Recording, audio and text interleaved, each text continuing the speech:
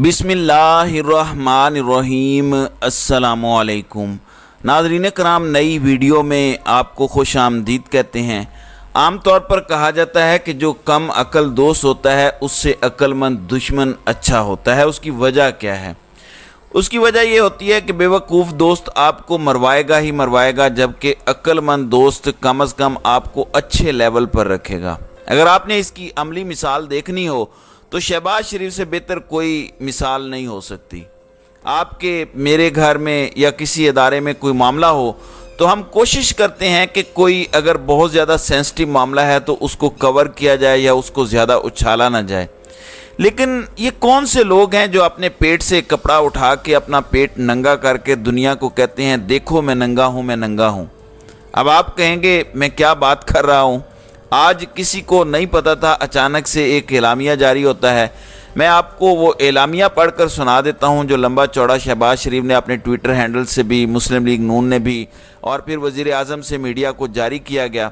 मैं वो आपके सामने रखता हूँ। उसके बाद आप अंदाज़ा लगाइए कि ये जनरल आसिम मुनीर पर कातलाना हमले की खबर कहाँ से आई है। ये कौन है जो जनरल आसिम मुनीर को मलाइन कर रहा है? कौन है जो पोलिटिसाइज़ कर रहा है? ज़रा देखिएगा।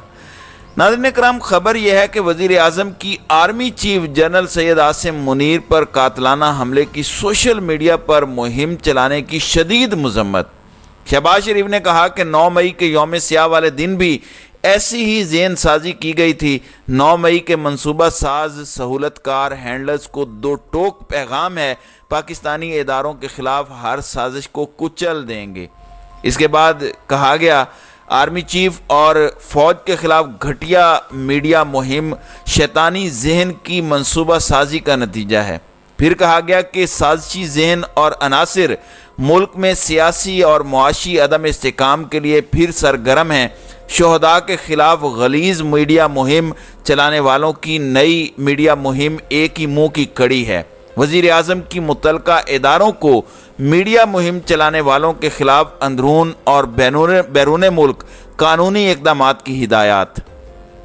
फ़ौज और उसके सरबराह के ख़िलाफ़ मीडिया मुहिम आज़ादी इजहार के ज़ुमरे में नहीं आती। बिल्कुल ठीक है। आगे कहा गया कि ये साजिश है जिसे पूरी कुव्वत से कुचलना कानूनी फ़र्ज़ है। कौम इस घनौनी साजिश को भी 9 मई की साजिश की तरह नाकाम बनाएगी। मायूस अनासिर को बौखलाहट और मायूसी में मुल्क में नया बहरान पैदा नहीं करने देंगे। कौम अपनी फ़ौज और उसके सरबराह के साथ खड़े हैं। तो ये उनकी जानिब से एक लंबी चौड़ी ट्वीट की गई है। अब सवाल सिर्फ ये है कि आप भी सोशल मीडिया यूज़ करते हैं, मैं भी यूज़ करता हूँ। अब वहाँ पे अगर किसी की राय को लेके आप ये कहें कि खुदा ना खास्ता पाकिस्तान के आर्मी चीफ पर हमला करने की कोई कॉन्स्पिरेसी की जा रही है, कोई प्लानिंग की जा रही है, तो ये कौन सी हिकमत है? ये पाकिस्तान की कौन सी खिदमत है? पाकिस्तान के आर्मी के इदारे की ये कौन सी खिदमत है? पाकिस्तान के आर्मी चीफ से ये कौन सी लॉयल्टी है? ये तो मुझे बताएं। सिर्फ और सिर्फ अपने सियासी मकासद के लिए, पॉइंट स्कोरिंग के लिए एक कौमी इदारे को जो पाकिस्तान का इदारा है उसके साथ ये सब किया जा रहा है, उसके नाम पर ये सब किया जा रहा है। शहबाज शरीफ ने उसके बाद अपने ऑफिशियल ट्विटर हैंडल से इस हवाले से लिखा कि Imran Khan continues to engage in a vile sensitive malicious campaign against US etcetera etcetera. अब मुझे ये बताइए कि इमरान खान का इससे क्या ताल्लुक है? और अगर वाकईतन कोई ताल्लुक था भी तो आप कोई तहकीकात लेकर आते, आप कोई मुकदमा दर्ज करवाते, आप कोई गिरफ्तारी करके बताते कि इमरान खान ने इन लोगों को तैयार किया। अब ये कहाँ से मामला शुरू हुआ और आपने इमरान खान को नामजद भी कर दिया। यानी शहबाज शरीफ की ट्वीट, उसका पहला लफ्ज़ ही इमरान खान है। यानी इस हमले का तमाम तर इल्ज़ाम इमरान खान पर लगाया जा रहा है। अब नाज़रीन कराम, मैं आपको बताता हूँ कि इस मामले का आगाज़ हुआ कहाँ से है और ये सोशल मीडिया मुहिम है क्या। ये किसी के एक दो ट्वीट्स हैं जिनका पाकिस्तान से भी कोई ताल्लुक नहीं है और वो पाकिस्तान में बैठे भी नहीं हुए। अब इस खबर को इंडिया कैसे ट्रीट करेगा? मतलब क्या कम अकली है इस हुकूमत की। ये सिर्फ थोड़े से सियासी बेनिफिट के लिए, सिर्फ जनरल आसिम मुनीर की चापलूसी के लिए या तवज्जो हासिल करने के लिए या इमरान खान को क्रश करने के लिए ये एक नई आग भड़का रहे हैं। ये पाकिस्तान के साथ जुल्म है। देखें, فوج پاکستان کا ادارہ ہے، پاکستانیوں کا ادارہ ہے، اور آپ اس ادارے کے سربراہ کو اپنے سیاسی مقاصد کے لیے استعمال کر رہے ہیں۔ وہ جس طرح اس دن اعتزاز احسن اور لطیف کھوسہ نے کہا تھا کہ جنرل عاصم منیر کو مس گائیڈ یہ کر رہے ہیں، یہ اسی طرح سے چیزیں کرنے کی کوشش کر رہے ہیں۔ یہ شاہ سے زیادہ شاہ کے وفادار بننے کی آج شہباز شریف نے حرکت کی ہے، اور یہ پاکستان کے خلاف میرے خیال سے ان سے زیادہ شہباز شریف نے سازش کی ہے۔ آج ہمارا دشمن کہے گا کہ خدا نہ خواستہ پاکستان آرمی پر یہ سب کرنے لگے ہیں، تو کون سے یہ لوگ ہیں؟ میرے خیال سے اس کی جواب طلبی شہباز شریف سے ہونی چاہیے۔ اب ناظرین اکرام، جب میں نے اس پر سرچ کی تو یہ معاملہ کہاں سے شروع ہوا، میں اس کی تفصیل آپ کے سامنے رکھ دیتا ہوں۔ معاملہ اس طرح سے ہے کہ لوگوں کا خیال ہے کہ انہوں نے اس معاملے پر رد عمل دے کے پاکستان کا تماشا بنایا ہے۔ اگر کوئی انفرادی طور پہ کرے بھی تو اس کو لوگ بادر نہیں کرتے۔ پاکستان ایک پورا سیکیورٹی کا سیٹ اپ ہے، ہمارے انٹیلیجنس کے ادارے ہیں، ہم ایک قوم ہیں، ایک ملک ہیں۔ اب آپ ذرا اندازہ لگائیے ہوا کیا ہے۔ پتہ یہ چلا کہ شاہین صہبائی جو ایک جرنلسٹ ہیں، ان کا ایک ٹویٹ ہے 7 جولائی کا 9:48 پر، اور اس ٹویٹ کی بنیاد پر یہ سارا ڈرامہ انہوں نے کر کے آج پاکستان کا مذاق بنوایا ہے۔ میں وہ ٹویٹ پڑھ دیتا ہوں۔ وہ کہتے ہیں کہ سمجھنے والوں کے لیے، آج دوست ڈاکٹر محیط پیرزادہ کے ساتھ انٹرویو میں کئی باتیں ہوئیں، مگر ایک بات ذرا گہری تھی۔ انہوں نے پوچھا جبر کا دور کب تک چلتا ہے؟ میں نے کہا ایک چھوٹا سا حادثہ تاریخ کا رخ موڑ دیتا ہے۔ مثال، میں 1968 میں پشاور کے اس جلسے میں موجود تھا جب کوئی 20 فٹ دور ایک لڑکا ہاشم اٹھا اور ایوب خان پر اس نے گولی چلا دی اور فیلڈ مارشل میز کے نیچے چھپ گیا۔ گولی لگی تو نہیں، مگر اس دن ان کے جبر کا محل دھڑم سے نیچے گر گیا۔ اب ایک واقعہ ہے اور یہ تاریخ کا واقعہ ہے۔ چلیے، آپ اس سے جو بھی معنی اخذ کرنا چاہتے ہیں کریں، میں اس پر کوئی بات نہیں کرتا۔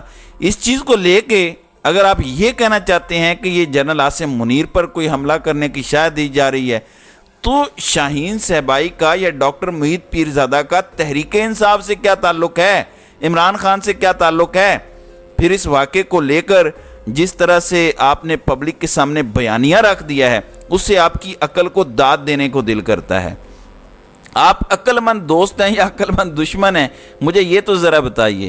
آج آپ نے پورے انٹرنیشنل میڈیا کو، بھارت کو، ہر کسی کو موقع دیا۔ وجہ کیا ہے کہ ایک کم عقل شخص کی وجہ سے جو صرف اور صرف فوج کی اٹینشن چاہتا ہے کہ دیکھیں میں آپ کے ساتھ کتنا مخلص ہوں، میں کتنا بڑا بوٹ پالشیاں ہوں، مجھے وزیر اعظم دوبارہ بنایا جائے۔ یہ آج بہت بڑا ظلم انہوں نے کیا ہے۔ اور پھر ایک اور بات، عمران خان اس وقت اسلام آباد میں موجود ہیں، تحریک انصاف کا اس پر جواب آیا ہے۔ مریم اورنگزیب نے بھی کم و بیش اسی طرح کے پھول بکھیرے ہیں، اور ان کی زبان دانی کا تو آپ کو پتہ ہی ہے۔ انہوں نے کہا کہ اب جو تحریک انصاف نے کہا کہ ریاستی قوت کے اندھے استعمال سے ملک میں قانون، آئین اور جمہوری روایات کے جنازہ نکالنے والوں کو لیکچر بازی کرتے ہوئے شرم نہیں آتی۔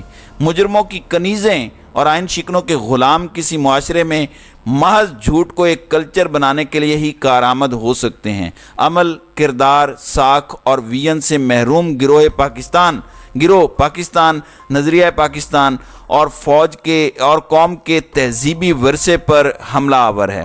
اب یہ تحریک انصاف کی جانب سے جواب آیا ہے۔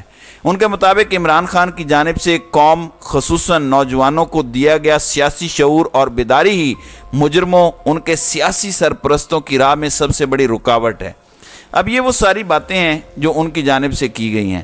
اب مجھے یہ بتائیے کہ ان کا پرپز یا مقصد کیا ہے؟ اور مریم اورنگزیب کہہ رہی تھی کہ خاص گروہ سوشل میڈیا کے ذریعے نفرت پھیلا رہا ہے، اور بھی انہوں نے فضول گوئی کی۔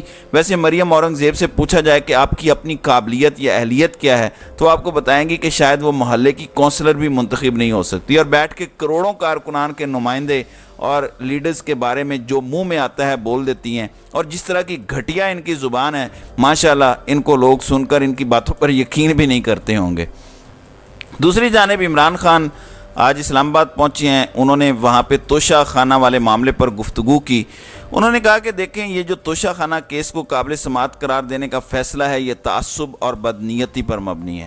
انہوں نے کہا کہ پہلے میرے وکلاء کو ہائی کورٹ نے گمراہ کیا کہ ٹرائل کورٹ کے حکم کے خلاف ہماری اپیل منظور کر لی گئی ہے، لیکن جب تحریری حکم نامہ آیا तो केस उसी जज को वापस भिजवा दिया गया जिसने हमारे खिलाफ अपना ज़हन पहले ही वाज़े कर दिया था। ट्रायल कोर्ट को हमारी अपील पर फैसले के लिए 7 दिन का वक्त दिया गया था, लेकिन उससे पहले ही हमारे वकला को मौका दिए बगैर फैसला सुना दिया गया। उन्होंने कहा कि हमारे वकला ने सोमवार के दिन समाअत मुलतवी करने की दरख्वास्त की थी कि रिमांड आर्डर सुप्रीम कोर्ट के सामने पेशी के लिए तय होने वाला था। उन्होंने कहा कि ट्रायल जज के खिलाफ हमारी दरख्वास्त को भी नहीं सुना गया, जो कि शफाफ इंसाफ के उसूलों के मुनाफी है। मेरे खिलाफ तासुब की रिवायत ज़ाहिर होती है। कोशिश है कि मुझे नाअहल करार देकर सियासी मैदान से बाहर किया जाए। तो ये अब तक की अपडेट्स हैं जो मैंने आपके सामने रख दी हैं। तो नाज़रीन कराम, आपकी इस वीडियो के हवाले से क्या राय है? आप अपनी राय का इजहार कमेंट सेक्शन में ज़रूर कीजिएगा।